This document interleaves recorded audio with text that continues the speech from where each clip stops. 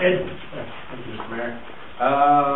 First and foremost, Chief Watt and the police department wanted to give a big thank you to all the residents of Goshen who donated coats this year during the Chief's Coat Drive. 60 coats were collected and now been turned over to the Social Service Department for distribution for those in need.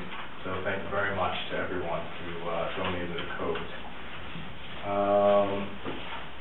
As of November 1st, 2009, texting while driving is not only unsafe but illegal in the state of New York. It's a $150 fine plus various court surcharges. So please, no texting while driving. Shouldn't even be done even if it weren't illegal.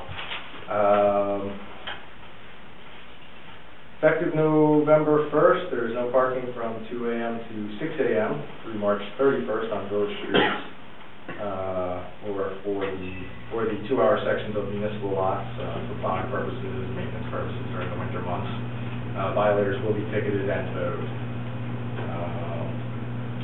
On October 28th, the police department concluded a 3-week investigation into the larceny of money from a local business. The investigation determined that $31,000 had been stolen from bank deposits over a 19-month period.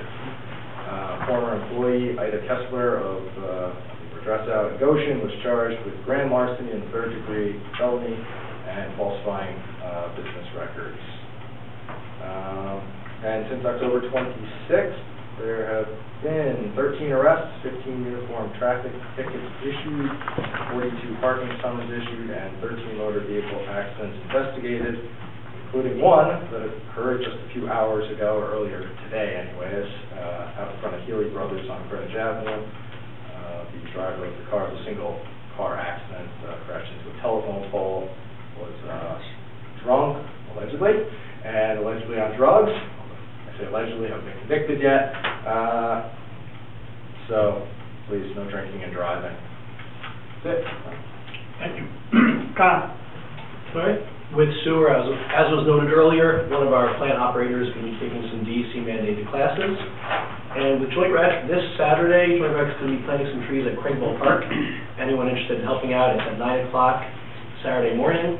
And Joint Rec asked to bring their own shovel if you're going to participate. And the 21st of November is Joint Rec's Turkey Trot. It's a 5K run. It was a lot of fun last year, and they do a lot of things for the children there as well. So that's it. Thank you. Just to cover a couple of things. Somebody questioned about the trees in the back of CVS. Most of them that they planted there look like they're dying or dead. So this is another reason why we would like to hire this part-time person, because he'll be on top of that and informing the people that own CVS. We can't just go in there and put trees on its private property, so informing the CVS that they're required to do this and see if they'll take care of it, along with some other problems we have up at the CVS plant. But this is one of the reasons why we want to get this part-timer to help Ted, because Ted would wind up spending all his time up there.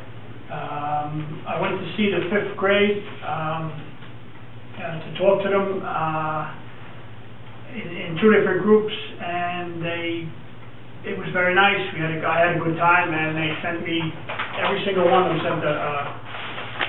sent a thank you letter. So I'll read them out if you don't mind. It was very nice. Some of them pretty funny, but I thought that was very nice that every single child that was there sent a thank you. That was good.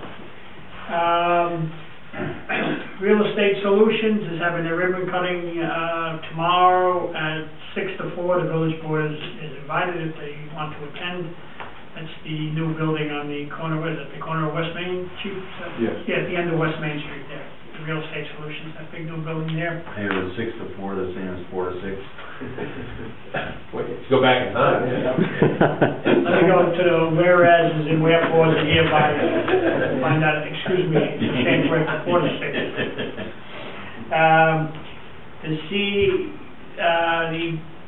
The other contract, not the police, the workers that work for Mike, CSCA contract is moving right along. We should be finished, and we're hoping to get a long-term contract also with them. I want to thank the police and the fire police for a good job on Halloween. It's a tough night, and they always do a wonderful job. I want to thank them. I speak for the entire village board. They do a wonderful job every year. And I can speak for the village attorney too, since I'll speak as a resident of Murray Avenue, because we'll literally have 1,500 kids pass through in a 2 hours period, plus all the adults and traffic. Plus, there was 5 o'clock mass at St. John's, so the street was one way for a period while parents are driving their car down. And kudos to the police department, because it's a situation that can get out of hand, and they really have it down to a science. All the people in Murray Avenue, I'll speak for them, they appreciate the presence, and the department does a really good job. Yeah, they do a wonderful job. Thank you, Chief, and thank the members of your fire department, and also Mal, police and Paul, the fire police. They assist and they do a wonderful job. Some people don't realize that, but they do a wonderful job. Okay, citizens' comments. There's only 2 of you. So who wants to go first? You have any? Yeah, the fellow that had the accident on Greenwich Avenue, is he okay, or what kind of condition? Actually, I believe it was a gal, correct? It was a female. She's admitted to St. Francis Hospital in Poughkeepsie, but they're not life-threatening injuries. Okay, good. She was conscious and responsive. And they actually hit the telephone pole, or? She hit the telephone pole and the guide wire that supports the telephone pole. We're very fortunate there weren't any other injuries. She didn't hit anyone else? A lot of traffic, a lot of pedestrian traffic, and the bumper of the car actually ended up against the beer store, quite a distance from where she impacted the telephone pole. Sure. Okay, thank you. Joe? Can we have some sort of a status update on the disposal of the landfill? Oh, yeah. We're working to set up a meeting with the DEC. We just have to coordinate everyone's schedules, and we'll take a ride over to New Paltz and go to the next stage with them. Do we have, at this point, any estimates or bids from receiving sites? Not at this time. We're still doing our research, putting our feelers out there. It's been put out to bid? Yeah. Right. Well, no, this wouldn't go out to bid. At beneficial reuse, we're going to look for some place to dispose of the material. Right. So you don't really bid that work out. You might bid out the hauling of it at some period of time. Right. We don't know where it's going yet, so we don't have any. Yeah, I didn't know what the process was, whether it was actually put out. Find some place to put it first. Yeah. Is that something that's done formally as a proposal, or finding the estimates? Or do you just call people and say, give us an estimate? Well, it can happen in a variety of ways. One of which is the DEC could give us, they could say, hey, listen, we're aware of this landfill that needs to be capped. One would hope they would chip in. That's correct. The engineering firm Cornerstone has their fingers in a lot of different places, so we get information from them. However, you can find out that information as to where the fill may be able to be used. There's not just one set procedure, it's whatever kind of works under the circumstances. At this point, do we have any leads?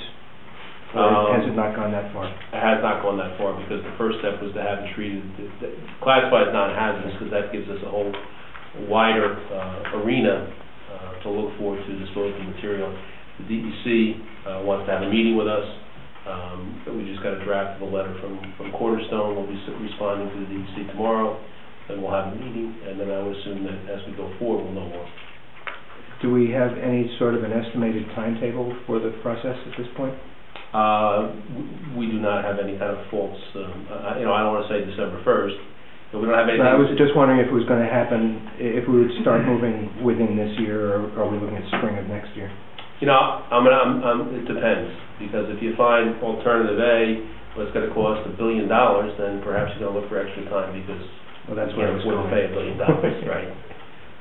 But to be clear on it, the classification of non-hazardous is going to give us a little more leeway, because the DEC still wants it disposed of, but there's not any emergency requiring it to be disposed of as soon as possible. Thank you. Okay, any other public comment? And a motion to adjourn? So moved. Oh, thank you. All in favor?